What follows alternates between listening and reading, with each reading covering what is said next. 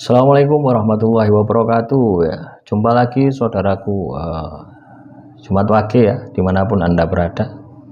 Dari bumi Pasuruan teman-teman ya, saya sudah menetap per kemarin ya, tanggal Sabtu ya, hari Sabtu ya. Saya sudah berada di Pasuruan ya. Jadi 2 hari ini ndak upload teman-teman ya, bersih-bersih rumah.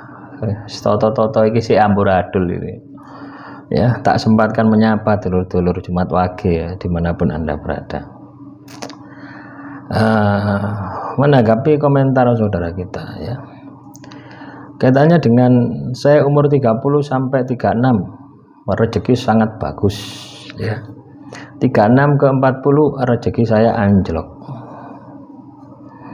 36 40, 42 ke 45 membaik, 46 anjlok lagi. Sekarang lagi benar-benar habis utang di mana-mana. Akan tetapi kedepannya ada harapan untuk mendapat rezeki besar. Apakah ini akan sesuai harapan? Nah, kalau Anda hanya fokus mengejar rezeki ya, maka siklus Anda ini ya kayak ngono ya. Mari munggah ngejelek, munggah ngejelek, munggah ngejelek. Loh, ndak kuat ya, senam jantungan gitu loh ya. Jadi teman-teman Jumat Wage, apapun rezeki Anda ya, mau di kondisi anjlok, itu sebenarnya banyak pelajaran. Semakin banyak Anda bisa mendapatkan hikmah, semakin banyak Anda bisa mendapatkan pelajaran, itu sangat luar biasa. Inilah yang harus Anda tanamkan, inilah yang harus Anda aplikasikan di dalam kehidupan Anda. Kalau Anda ingin sukses, kalau Anda ingin jaya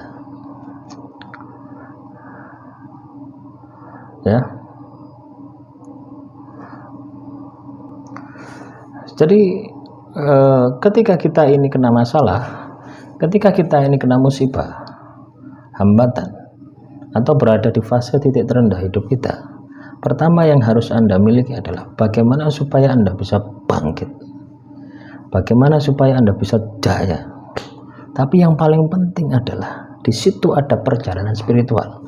Di situ Anda menemukan cinta Tuhan, kasih sayang Tuhan itu luar biasa ya.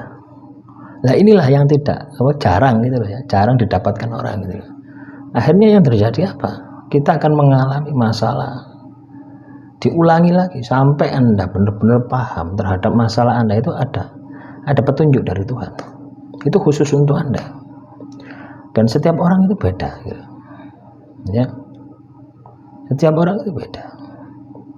Makanya teman-teman Jumat Wage, ketika Anda berada di fase titik terendah, sibukkanlah Anda menggali semua potensi yang ada di dalam diri Anda. Itu pasti modal. Tahu modal ya. Modal ini mau metu kabeh. Kerak-kerak mau metu kabeh. Lah, di situ ketika Anda bisa mendapatkan manfaat ya, dari kondisi semacam itu, wah, hidup Anda akan penuh dengan kesuksesan, hidup Anda akan penuh dengan kejayaan ya.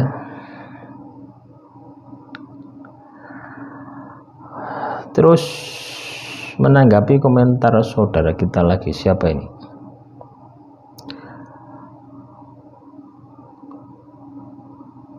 Bagaimana puasa bila ruh? Boleh makan minyak goreng, boleh ya. Terus apalagi ya, saya menjawab saja ini ya. Jumat Wage menyala, apanya yang menyala ya, kita ini harus bisa menyalakan nurani kita. Kita harus bisa menyalakan hati nurani kita, supaya mata batin kita bisa melihat, supaya kita bisa melihat kehidupan lebih baik lagi, terutama melihat ke dalam diri. Terus juga ini ya, saya sudah hampir 6 tahun belum sembuh, udah diruqyah di mana juga ya. Nah, yang diruqyah itu bukan dari luar, tapi dari dalam diri Anda gitu ya.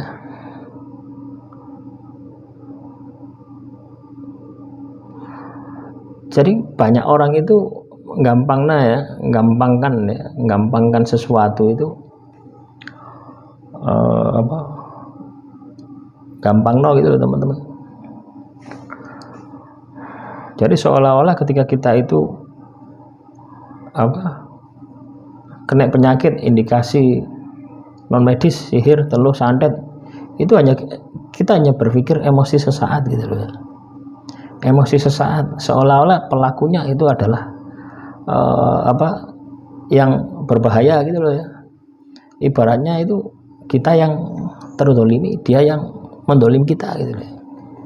Kalau Anda masih berpikir seperti itu, ya tidak akan sembuh-sembuh. Ya, padahal ketika kita terkena sihir, teluh, santet, itu adalah saatnya kita itu mengenal ketauhidan. Kita itu mengenal jati diri kita gitu. Ya, untuk apa kita hidup, mau kemana setelah kehidupan. Intinya di situ. Ya. Jadi sihir, teluh, santet itu sebenarnya hanya alat Tuhan untuk menyadarkan diri Anda.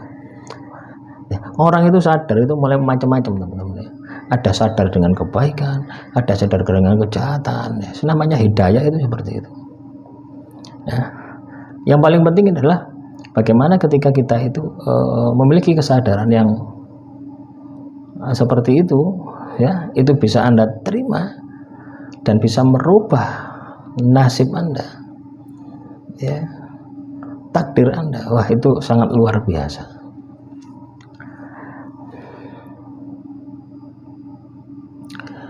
Terus juga bagaimana amalan Jumat Wage agar segera dapat jodoh. Agar segera dapat jodoh. Kebetulan umur 26 ke 27. Dan bagaimana jangan memutus karma dari orang tua. Lah ini juga ini. Saya 42 tahun belum ketemu jodoh. Lah ya apa lewis komentar pada komen apa jodohan gitu loh ya. Ya, jadi gini ya. Karma orang tua itu ditanggung orang tua. Bukan ditanggung Anda. Tapi kalau Anda kecipratan itu masih masuk akal itu. Misalkan ya, orang tua Anda ini kerjanya riba. Anda dipakani riba. Ya. Kerjanya riba, Anda dipakani riba. Otomatis darah Anda ini kan kecipratan riba. Ya. Akhirnya Anda makan mempengaruhi perilaku Anda, mempengaruhi karakter Anda. Dan suatu saat nanti Anda pasti akan ya, kecipratan karma, tapi bukan 100% dah. Mungkin 1% lah maksimal ya. Nah, terus bagaimana cara memutusnya? Ya, cara menghentikannya, ya ibadah, tirakat. Ya, terus diperhatikan. Terus kita perhatikan makanan yang masuk ke dalam tubuh kita, itu kita perhatikan lagi. Kalau itu kaitannya dengan riba. Jadi karma ini ya, apa fibra, apa kecipratan karma ini kadang macam-macam gitu loh ya. Kasusnya itu loh yang Anda lakukan, kasusnya itu macam-macam. Nah, terus juga ini, aku Jumat Wage kok di tempat kerja ada aja yang sirik sama saya, kenapa? Ya, tanyakan pada rumput yang bergoyang. Caranya sederhana. Kenapa kok orang itu sirik kepada saya? Coba Anda memposisikan diri. Ini belajar Rogo Sukmo ya. Memposisikan diri Anda, melihat diri Anda dari sudut pandang orang lain. Ya apa caranya belajar? Golek ono ilmu nih. Ya, sebenarnya caranya mudah ya. Anda sering bercermin, sering selfie. Nanti Anda akan kelihatan. Ya. Nah, jadi seperti itu.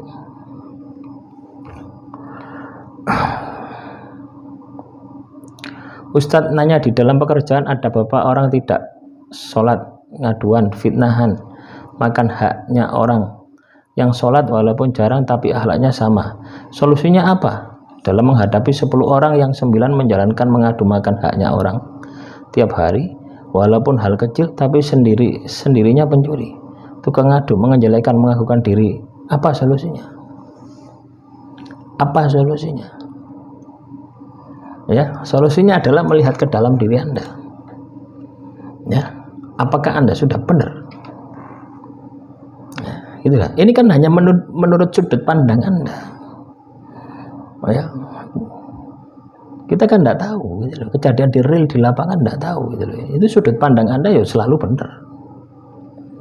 Ya, orang menjelekkan, pasti kan ada alasan, ada sebab, ada akibat, ada aksi, ada reaksi. Tidak mungkin itu orang itu bereaksi bereaksi kalau tidak ada aksi yang mendahului. Jadi itu satu paket. Ya, kita nggak bisa memvonis seseorang itu jelek, baik dan sebagainya tanpa kita tahu ya sebab akibatnya. Ya, artinya ada aksi, misalkan ya Anda tak pukul, jebret, terus Anda memukul, saya melakukan aksi memukul Anda memukul saya, reaksinya gitu. Ya, jadi harus melihat dari dua sisi, supaya apa? Supaya Anda tidak merasa benar sendiri, itu akan lebih baik. Demikian yang bisa saya sampaikan, kurang lebihnya saya mohon maaf. Assalamualaikum warahmatullahi wabarakatuh. Salam rahayu, rahayu, rahayu.